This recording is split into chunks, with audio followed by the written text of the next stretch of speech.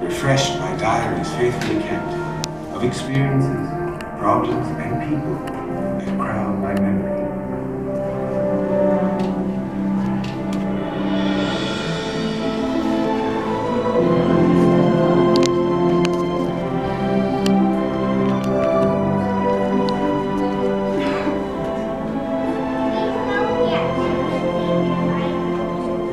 After a ride of some 3 miles, we hitched our horses on top of the ridge and descended northward into the valley of Big Creek, in which Pinchot had told me logging operations were to begin. In the valley were the most beautiful trees I had ever seen. Towering tulip trees with gigantic chestnuts, red oaks, basswoods, and ash trees at their feet. I soon realized that German forestry, the variety in which I had grown up, was as impossible of success in the United States as was Indian or Swedish forestry. A brand new sort of forestry was needed.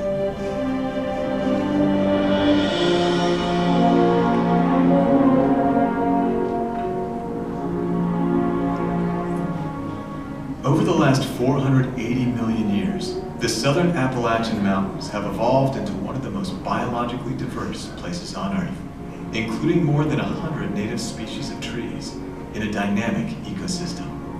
Under this beautiful and complex canopy, in a forest owned by one of the richest men in America, the Industrial Revolution would meet the Scientific Revolution. And here, at a critical time in history, an extraordinary group of men and their ideas converged, forming a new and distinctly American approach to forestry. One of these men was a German forester named Carl Schenk, whose life and work would play a critical role in this effort, helping to restore and preserve the forests of America, while laying important stones in the foundation of the conservation movement.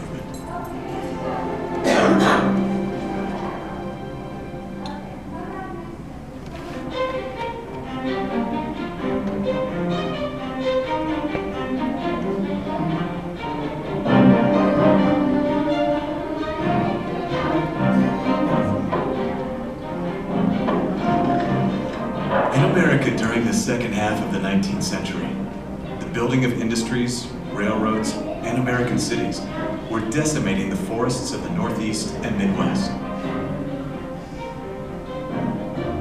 The forest resources of America were not limitless anymore, creating a public and political concern of a timber famine. In the 1880s, people started to get worried about the timber itself, the fact of the timber, and whether there would still be an infinite supply as they imagined it sometime in the future. And that led many to figure out, or at least to begin to argue, that there had to be a better way. There had to be a better way to manage our natural resources so that the nation in 1880 could bequeath to those of the 1980s a continued supply of natural resources, of forest, of timber, of grass, of water, of minerals. The Industrial Revolution was destroying the forests of America, but some of the wealth being made became the capital for change. It came in the story of George Washington Vanderbilt, the grandson of Cornelius Vanderbilt, a mogul of shipping and railroads. When he accompanied his mother on a trip to North Carolina, he found the city of Asheville and the mountains that surrounded it breathtaking, and he knew he had found the setting for his dream. That dream was a magnificent home and a self-sustaining estate on a scale that would rival the largest estates of Europe.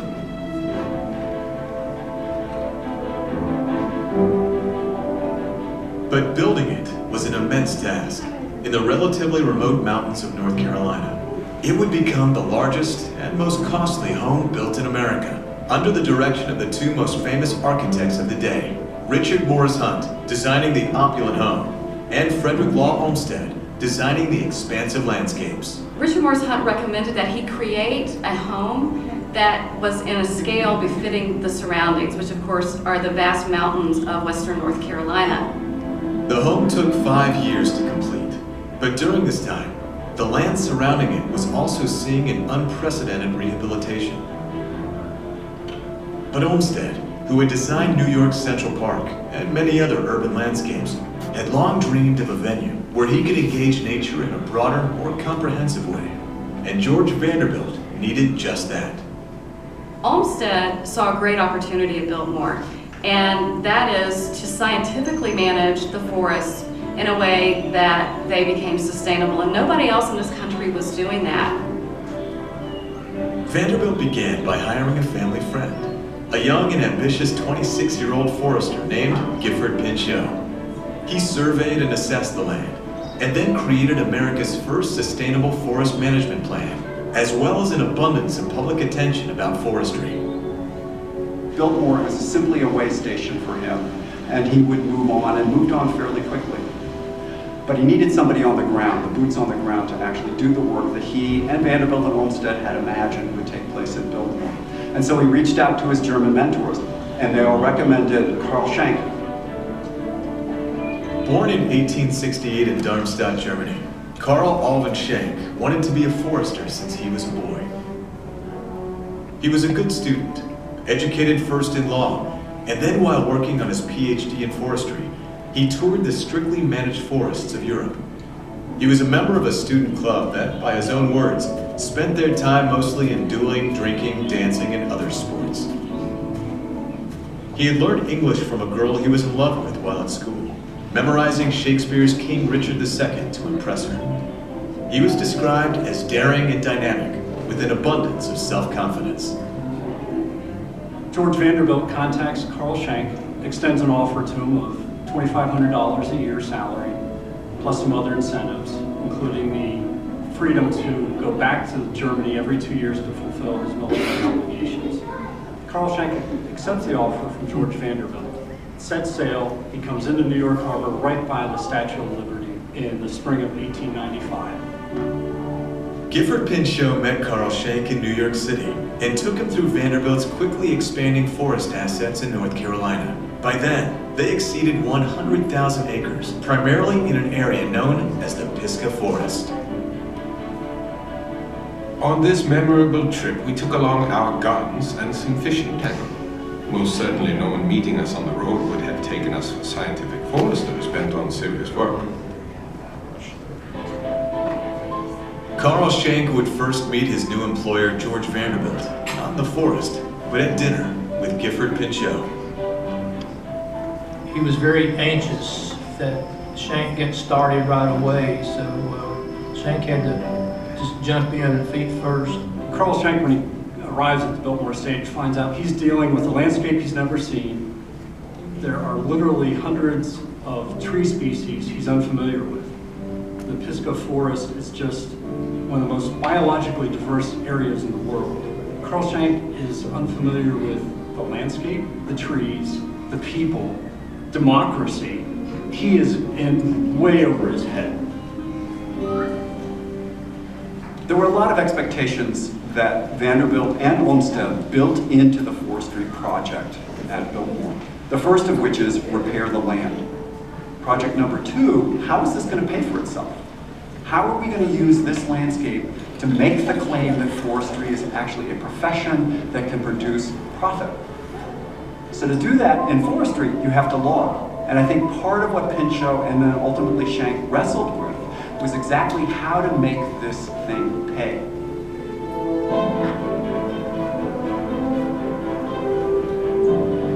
Job 1 for Carl Schenk was to execute a project that Gifford Pinchot had been planning, that George Vanderbilt was very excited about. It was an extensive cutting of massive tulip poplar trees in the area of the Pisgah Forest known as Big Creek, and then moving them downriver to Vanderbilt's sawmill, using a complicated method of building dams on small creeks in order to have enough water to move the logs. When the logs shut down the creek and blew into Mills River and then ultimately into the French Broad, they just blasted into farms, they took out bridges. I mean, it was a disaster. The chaos and destruction did not sit well with Schenk. Too many trees had been cut, and precious time wasted using methods that he did not agree with. Unique, unrivaled wonder trees had gone, and had gone forever. Primeval beauty of the Big Creek had been destroyed. The financial loss incurred by our brand of forestry amounted to many thousands of dollars. What Schenck learned at Big Creek is it would have been cheaper in the long run to build roads and to do what he called permanent forestry than to construct these splash dams and then try and run the logs down to the mill that Vanderbilt owned.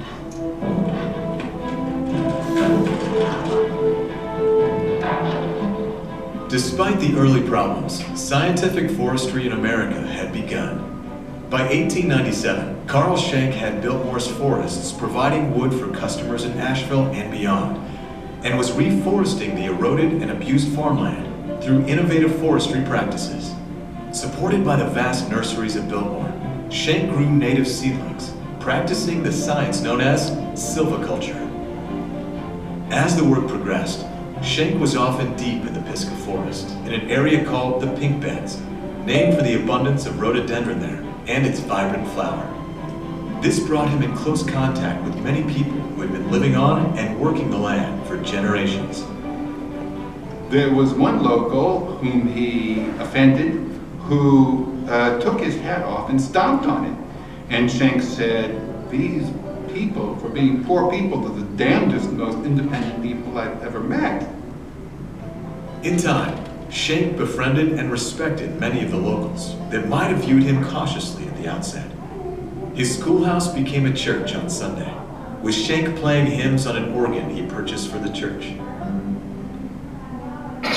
News about Biltmore's forestry project continued to spread, and Schenck was now being approached by many young men keen on getting in on the ground floor of a new career as a forester. Initially, he took them on as apprentices.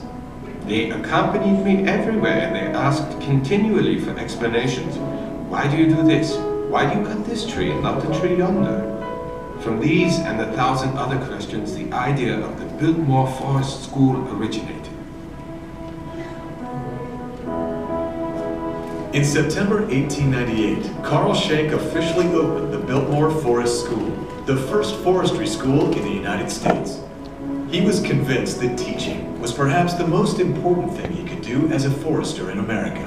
One of the things that Carl Schenck brought to America, in addition to his knowledge, in addition to his passion, was his capacity to train students into thinking that forests and forestry mattered.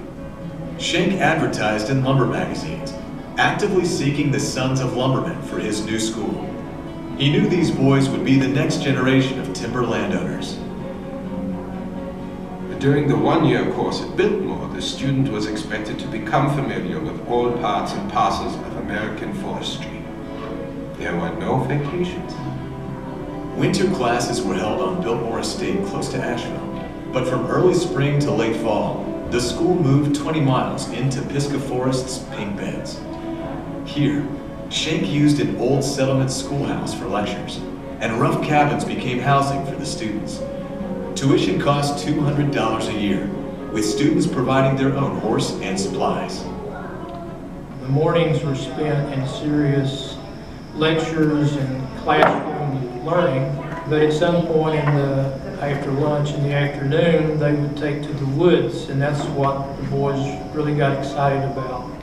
Dr. Schenck's philosophy with regard to the teaching in the school was that he felt that logging was very much a part of forestry, and just as much as silviculture. I am a forester, and as a forester I am meant to raise trees, partly by planting, partly by lending nature a helping hand. I am a lumberman. I cannot help being a lumberman. Without lumbering, no cash dividend is obtainable from forest investments. Therefore, I cut the trees, though I do not cut all the trees, for the reason that it pays better not to cut all of them. If you've ever yourself lived in a fraternity house in college or whatever, you know, boys were boys, and they had a good time. They got to know each other, and they often became close friends during their year to year and a half in the Biltmore Forest School. And so they built and Schenck encouraged the camaraderie among the students. And they kind of gained a reputation of liking to have a good time there. I know on one occasion the sheriff came to visit Carl Schenck in Biltmore, and he said, "I've had a number of complaints about your students keeping people awake at night." And he says, "If you don't get that under control, I'm going to come arrest you." Schenck had this idea, to control them and help keep himself out of trouble. Started these little events he called Sanger Fest, where they would have a couple of kegs and play a few games and have a good time. But he also had this warmth to him, clearly had a warmth to him, because these young men in their later years remembered him almost in an iconic way, that he stood for things that were larger than themselves, helped them see their role in a bigger universe that they could never have imagined at 18 or 19 years old. But Schenck saw in them the future that lay before them. And I think any teacher that's able to do that is really a powerful figure in the imagination. Carl Schenck, his students, his boys, as he called them, loved him.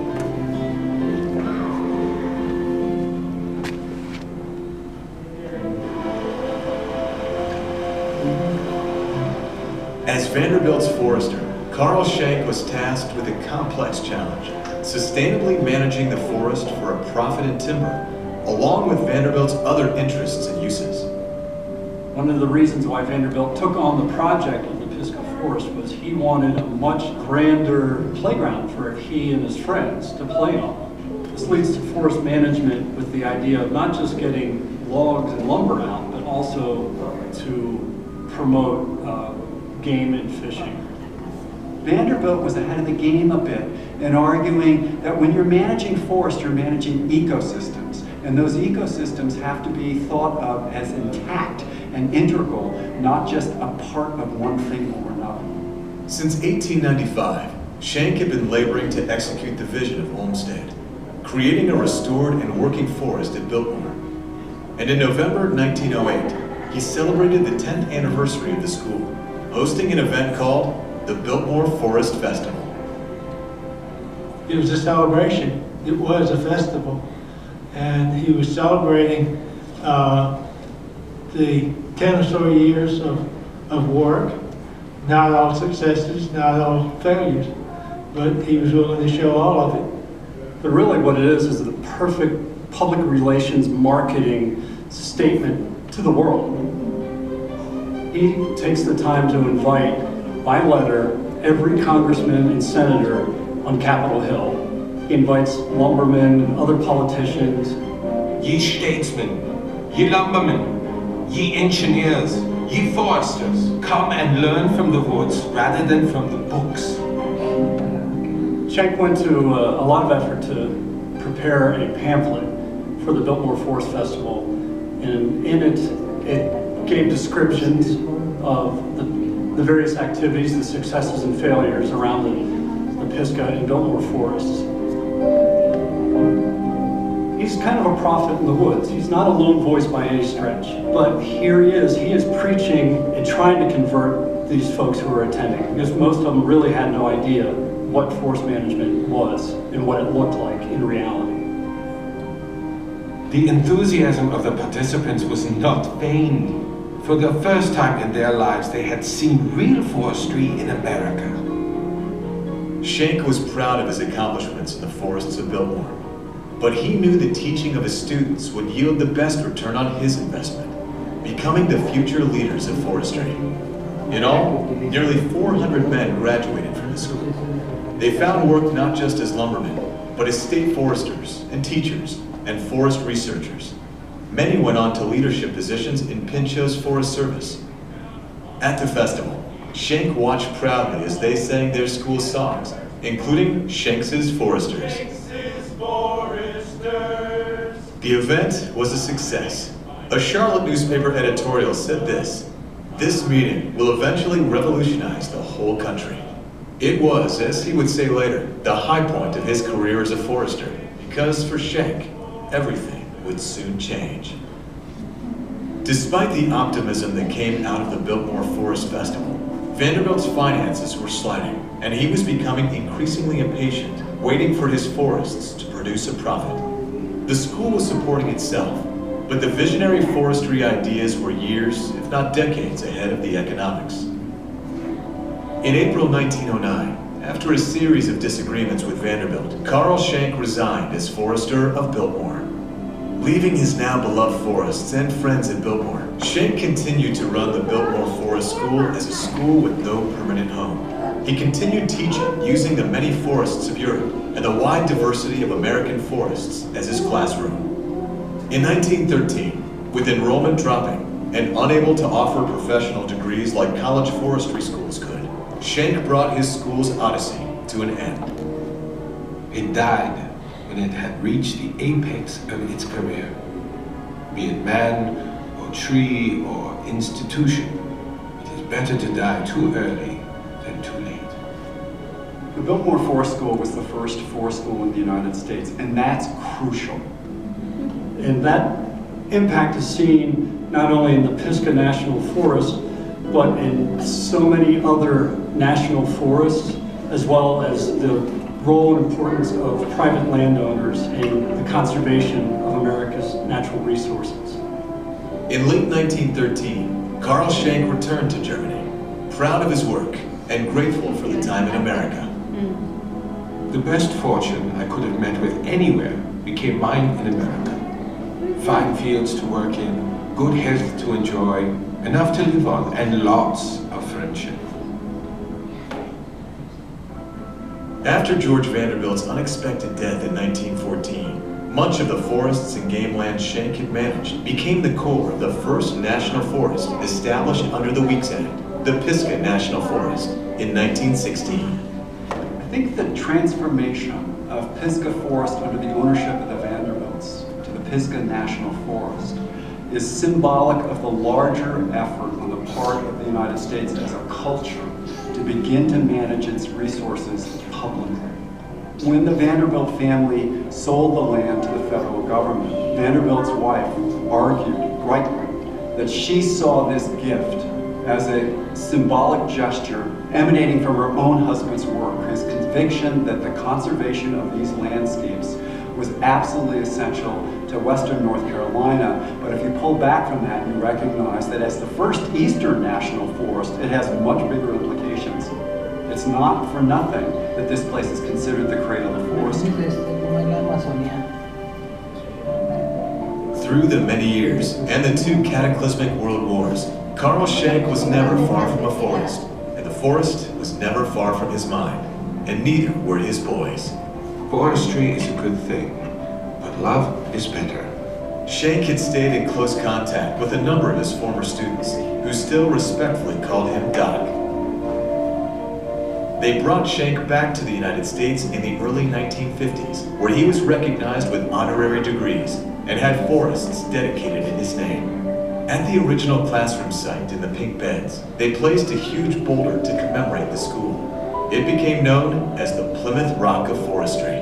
When Carl Schenck comes back in the 1950s at the behest of his students, it had to be so gratifying for him because he was able to go and see some of the old sites he had worked. He got to see his living legacy. Carl Schenck died in 1955, the same year he published his memoirs, which detailed his fascinating story, along with his enduring philosophies, summed up with his sense of gratitude. I myself have so much cause to be grateful that I feel I should be walking on my knees rather than on my feet.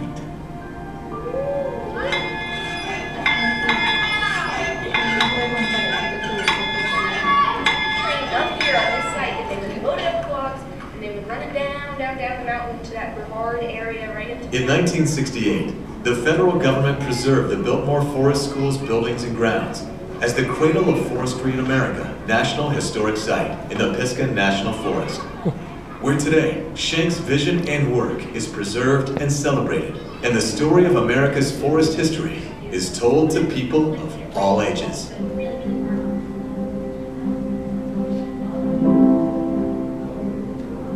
One aspect I find so interesting is that people who come into this region believe this is virgin forest, but it's not.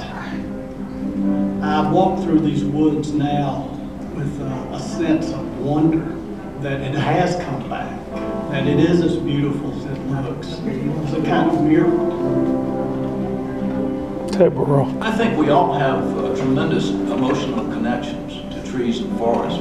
This is such a great resource. It's natural, it's organic, and most importantly, trees are renewable. They grow back, and if you manage it properly in a sustainable way, with conservation in mind, then they'll always be here, and they'll always be giving us these wonderful gifts.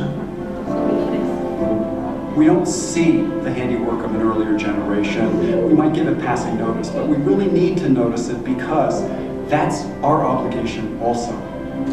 When people walk around this forest, whether they hike here or camp here, slide down the rocks, work their way through this landscape, at every step of the way, they're encountering nature, some of which has been regenerated by the initiatives of those generations they know not. They know nothing about. And I think that's ultimately the greatest gift